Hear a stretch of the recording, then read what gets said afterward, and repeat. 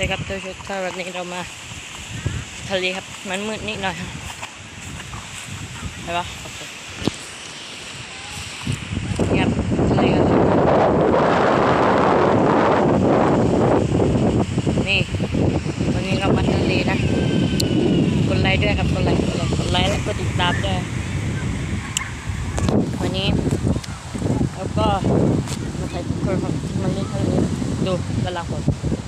เห็นเปล่านะ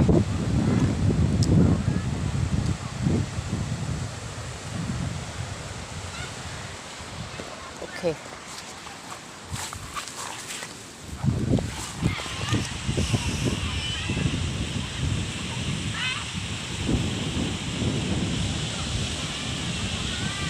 โอเคนะเดี๋ยวไปเร็วดูศพอยู่ด้านหลังโอ้ดูมืด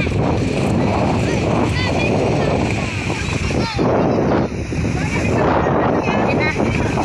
ตอนนี้เราอยู่ที่ทะเลครับนี่